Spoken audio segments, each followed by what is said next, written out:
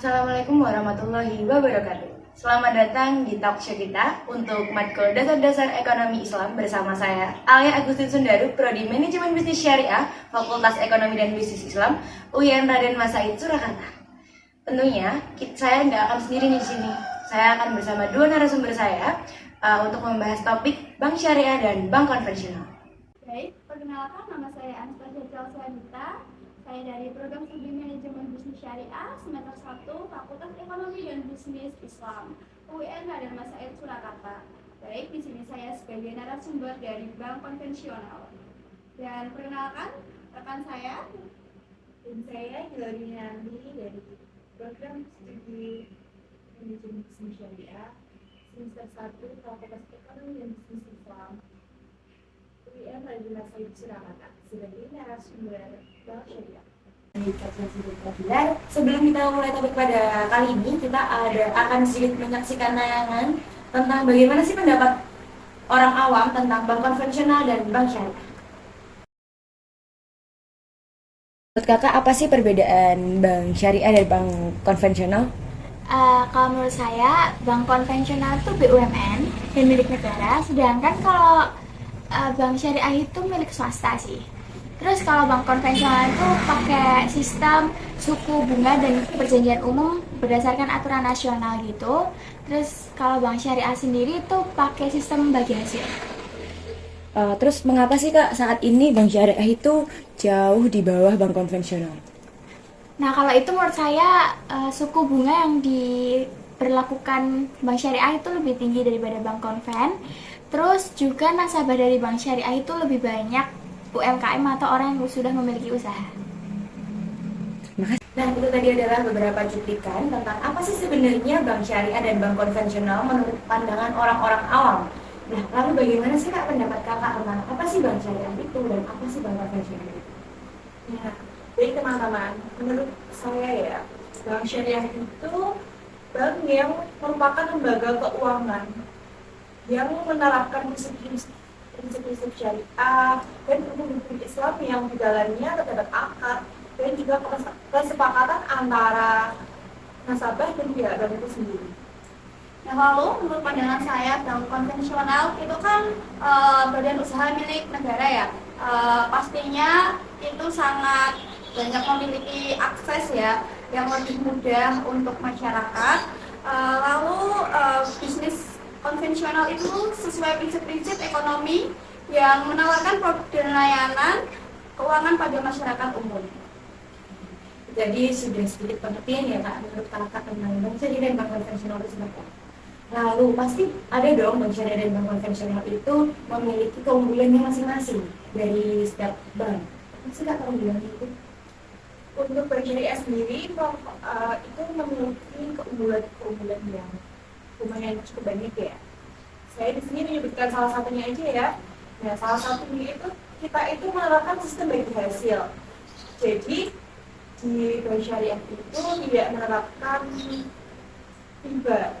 Jika di bank lainnya itu terdapat riba, jika di bank syariah itu menerapkan prinsip bagi hasil. Itu kalau dari bank syariah ya kak, kalau dari bank konvensional sendiri gimana sih kak, apa aja keunggulan yang ada di bank?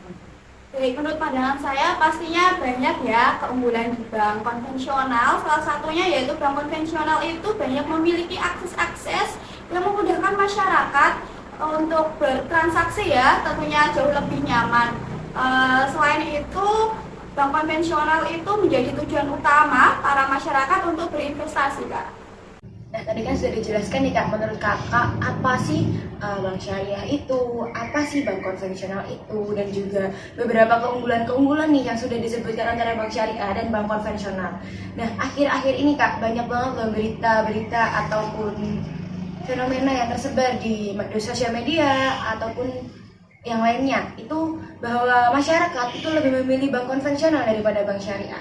Menurut pandangan kakak nih, atas berita tersebut bagaimana sih solusi dan juga pandangan kakak tentang bank syariah itu ternyata jauh lebih di bawah bank konvensional? Menurut saya memang ya pada saat ini bank konvensional itu lebih unggul daripada bank syariah itu karena beberapa masyarakat itu pemahamannya kurang edukasi dan literasi gitu. Gimana sih Kak solusi dari berita tersebut agar masyarakat mau bergabung dalam bank syariah agar juga bank syariah bertahan gitu?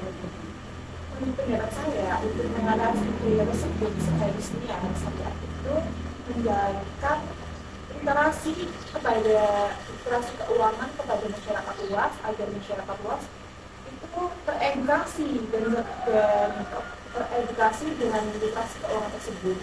Jadi masyarakat luas itu memiliki wawasan yang lebih luas tentang jangkauan tentang literasi keuangan tersebut.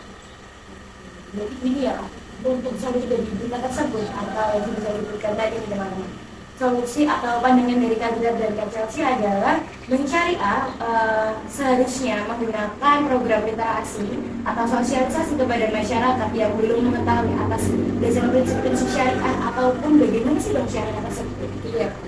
Mengakhiri sesi talk show atau obrolan pada kali ini, tadi saya sudah membuka question box di Instagram untuk beberapa penanya yang akan saya bacakan. Jadi teman-teman bisa menyimak hasil diskusi kami. Dari pertanyaan pertama dari @sandy_77, jelaskan contoh layanan yang ada di bank syariah namun tidak ada di bank konvensional. Bagaimana Kak untuk dari pertanyaan ini tadi? Teman-teman, salah satu contoh yang bisa saya sebutkan ialah sistem bagi hasil. Sistem bagi hasil itu sebetulnya apa sih teman-teman?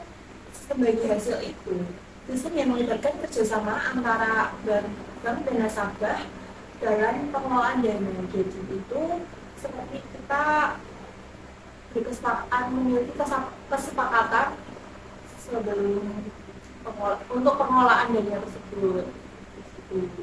Oh iya Kak, saya pernah dengar nih Kak bahwa ada salah satu bank syariah bahwa di dalam nasabahnya itu kebanyakan adalah masyarakat yang memiliki usaha atau pedagang.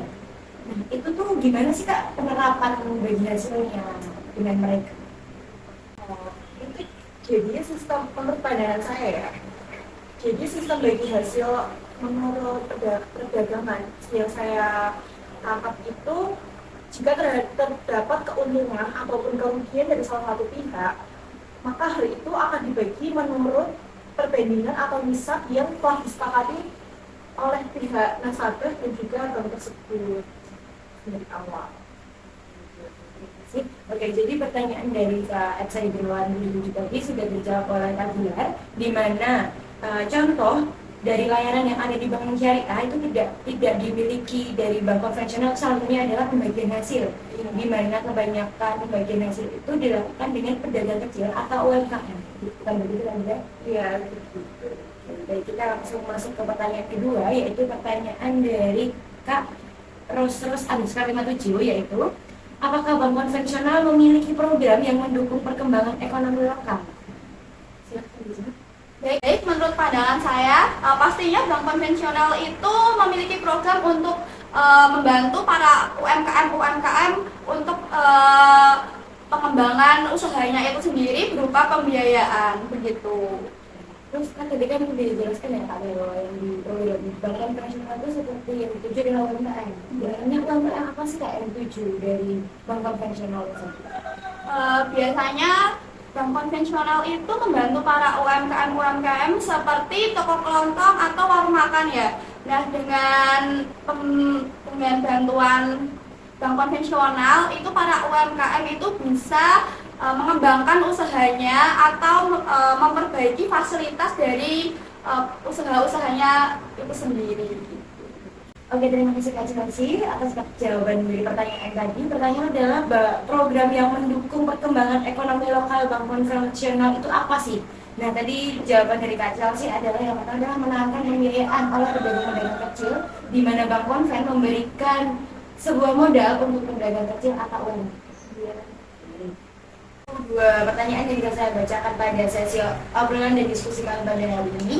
Gak kerasa, kita sudah di penghujung obrolan kali ini. Terima kasih kepada kedua narasumber kita, Kak Chelsea dan Kak Gila, atas kehadirannya di sini bersama saya membahas topik bank syariah dan bank konvensional dan juga berita di mana bank syariah saat ini berada di bawah bank konvensional. Terima kasih. Sebelumnya saya Alia Agustin Sundaru pamit undur diri. Wassalamualaikum warahmatullahi wabarakatuh.